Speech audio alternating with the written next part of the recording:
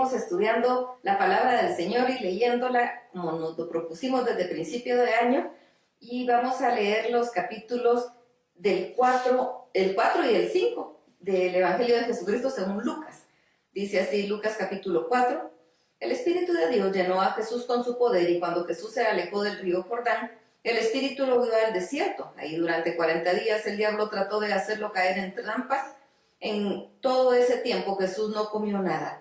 Cuando pasaron los 40 días, Jesús sintió hambre. Entonces el diablo le dijo: si en verdad eres el Hijo de Dios, ordena que esas piedras se conviertan en pan. Jesús le contestó: la Biblia dice, no solo de pan vive la gente. Después el diablo llevó a Jesús a un lugar alto. Desde ahí, en un momento, le mostró los países más ricos y poderosos del mundo y le dijo: todos esos países me los dieron a mí, y puedo dártelos a quien yo quiera. Yo te haré dueño de todos ellos, y de rodillas delante de mí me adoras. Jesús le respondió: la Biblia dice, adoren a Dios y obedézcanlo solo a Él. Finalmente el diablo llevó a Jesús a la ciudad de Jerusalén, hasta la parte más alta del templo, y ahí le dijo: si en verdad eres el Hijo de Dios, tírate desde aquí, pues la Biblia dice, Dios mandará a sus ángeles para que te cuiden. Ellos te sostendrán para que no te lastimen los pies contra ninguna piedra. Jesús le contestó: la Biblia también dice, nunca trates de hacer caer a Dios en una trampa. El diablo le puso a Jesús todas las trampas posibles, y como ya no encontró más que decir, se alejó de él por algún tiempo. Jesús regresó a la región de Galilea lleno del poder de Dios, del Espíritu de Dios. Iba de lugar en lugar enseñando en las sinagogas, y toda la gente hablaba bien de él, y así Jesús pronto llegó a ser muy conocido en toda la región. Después volvió a Nazaret, el pueblo donde había crecido. Un sábado, como era su costumbre, fue a la sinagoga. Cuando se levantó a leer, le dieron el libro del profeta Isaías. Jesús lo abrió y leyó: el Espíritu de Dios está sobre mí, porque me eligió y me envió para dar las buenas noticias a los pobres, para anunciar libertad a los prisioneros, a devolverle la vista a los ciegos, a rescatar a los que son maltratados, y para anunciar a todos los que en ese tiempo que Dios eligió para darnos salvación. Jesús cerró el libro, lo devolvió al encargado y se sentó. Todos los que estaban en la sinagoga se quedaron mirándolo. Entonces Jesús les dijo: hoy se ha cumplido ante ustedes lo que he leído. Todos hablaban bien de Jesús, pues se admiraban de lo agradables que eran sus enseñanzas. Y la gente preguntaba: ¿no es este el hijo de José? Jesús les respondía: sin duda ustedes me recitarán este dicho: médico, primero cúrate a ti mismo. Ustedes saben todo lo que he hecho en Capernaum, y por eso ahora me pedirán que haga aquí lo mismo. Pero les aseguro que ningún profeta es bien recibido en su propio pueblo. Hace muchos años, cuando aún vivía el profeta Elías, no llovió durante 3 años y medio, y la gente se moría de hambre, y aunque había en Israel muchas viudas, Dios no envió a Elías para ayudarlas a todas, sino solamente a una viuda del puerto de Sarepta, cerca de la ciudad de Sidón. En ese tiempo también había en Israel muchas personas enfermas de lepra, pero Eliseo sanó solamente a Naamán, que era del país de Siria. Al oír eso, los que estaban en la sinagoga se enojaron muchísimo. Entonces sacaron de ahí a Jesús y lo llevaron a lo alto de la colina, donde estaba el pueblo, pues querían arrojarlo por el precipicio. Pero Jesús pasó en medio de ellos y se fue a Nazaret. Jesús se fue al pueblo de Capernaum, en la región de Galilea. Ahí se puso a enseñar un día sábado. Todos estaban admirados de sus enseñanzas porque las hablaba con autoridad. En la sinagoga había un hombre que tenía un espíritu malo. El espíritu le gritó a Jesús: Jesús de Nazaret, ¿qué quieres hacer con nosotros? ¿Acaso vienes a destruirnos? Yo sé que eres tú, eres el Hijo de Dios. Jesús reprendió al espíritu malo y le dijo: cállate y sal de ese hombre. Delante de todos, el espíritu malo arrojó al hombre al suelo y salió de él sin hacerle daño. La gente se asombró mucho y decía: ¿qué clase de poder tiene este hombre? Con autoridad y poder les ordena a los espíritus malos que salgan y ellos lo obedecen. En aquella región se hablaba de Jesús y de lo que él hacía. Jesús salió de la sinagoga y fue a la casa de Simón. Cuando entró en la casa le contaron que la suegra de Simón estaba enferma y que tenía mucha fiebre. Jesús fue a verla y ordenó que la fiebre se le quitara. La fiebre se le quitó y la suegra de Simón se levantó y les dio de comer a los que estaban en la casa. Al anochecer la gente le llevó a Jesús muchas personas con diferentes enfermedades. Jesús puso sus manos sobre los enfermos y los sanó. Los demonios que salían de la gente gritaban: tú eres el Hijo de Dios. Pero Jesús reprendía a los demonios y no los dejaba hablar, porque ellos sabían que él era el Mesías. Al amanecer Jesús salió de la ciudad y fue a un lugar solitario. Sin embargo, la gente lo buscaba y le pedía que no se fuera del pueblo. Pero Jesús les dijo: Dios me ha enviado a anunciar a todos las buenas noticias de su reino, por eso debo ir a otros poblados. Entonces Jesús fue a las sinagogas de todo el país y ahí anunciaba las buenas noticias. Lucas capítulo 5.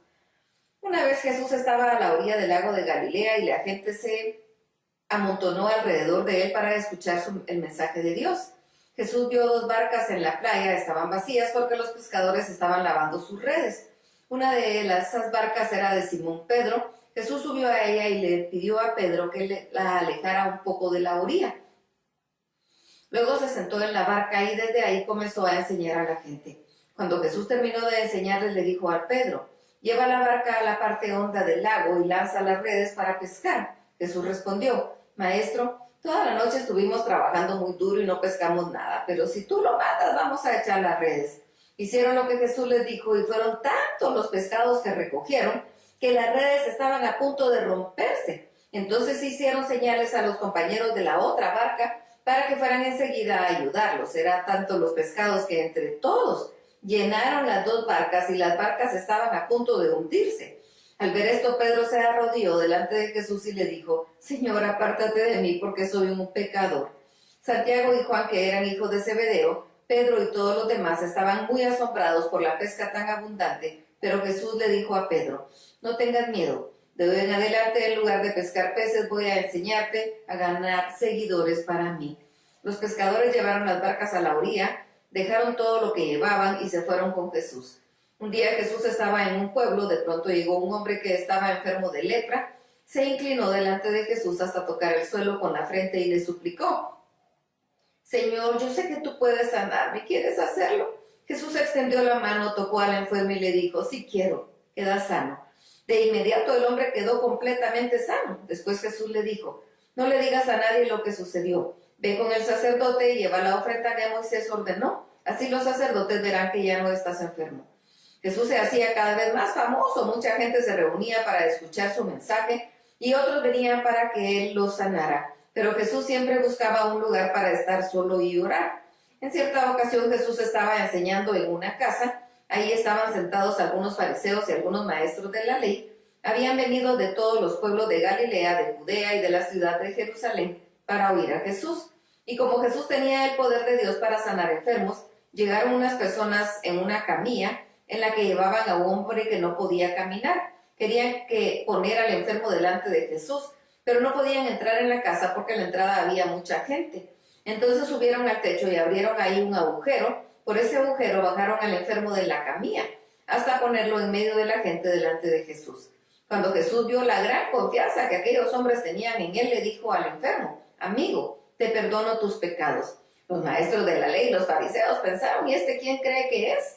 ¿Qué barbaridades dice contra Dios? Solo Dios puede perdonar pecados. Jesús se dio cuenta de lo que estaban pensando y les preguntó: ¿por qué piensan así? Díganme qué es más fácil, perdonar a este enfermo o sanarlo. Pues voy a demostrarles que yo, el Hijo del Hombre, tengo autoridad aquí en la tierra para perdonar pecados. Entonces le dijo al hombre que no podía caminar: levántate, toma tu camilla y vete a tu casa. En ese mismo instante y ante la mirada de todos, el hombre se levantó, tomó la camilla y se fue a su casa alabando a Dios. Todos quedaron admirados y llenos de temor y comenzaron a alabar a Dios diciendo: ¡qué cosas tan maravillosas hemos visto hoy! Después de eso Jesús se fue a aquel lugar. En el camino vio a un hombre llamado Mateo que estaba cobrando impuestos para el gobierno de Roma. Jesús le dijo: sígueme.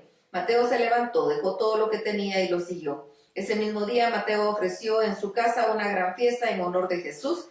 Ahí estaban comiendo muchos cobradores de impuestos y otras personas. Algunos fariseos y maestros de la ley comenzaron a hablar con los discípulos de Jesús y les dijeron: ¿por qué comen ustedes con los cobradores de impuestos y con toda esa gente mala? Jesús les respondió: los que necesitan de médicos son los enfermos, no los que están sanos. Yo vine a invitar a los pecadores para que regresen a Dios, no a los que se creen buenos. Algunas personas le dijeron a Jesús: los discípulos de Juan el Bautista y los seguidores de los fariseos siempre dedican tiempo para ayunar y para orar. Tus discípulos, en cambio, nunca dejan de comer y de beber. Jesús les respondió: Los invitados a una fiesta de boda no ayunan mientras el novio está con ellos. Pero llegará el momento en que se lleven al novio y entonces los invitados ayunarán. Jesús también les puso esta comparación. Si un vestido viejo se rompe, nadie corta un pedazo de un vestido nuevo para remendar el viejo. Si lo hace, echa a perder el vestido nuevo. Además, el remiendo nuevo se verá feo en el vestido viejo. Tampoco se echa vino nuevo en recipientes viejos, porque cuando el vino nuevo fermente, hará que reviente el cuero viejo. Entonces se perderá el vino nuevo y los recipientes se destruirán. Por eso hay que echar vino nuevo en recipientes de cuero nuevo. Además, si una persona prueba el vino viejo, ya no quiere beber el nuevo, porque habrá aprendido que el viejo es mejor. Hasta aquí la lectura. Dios los bendiga.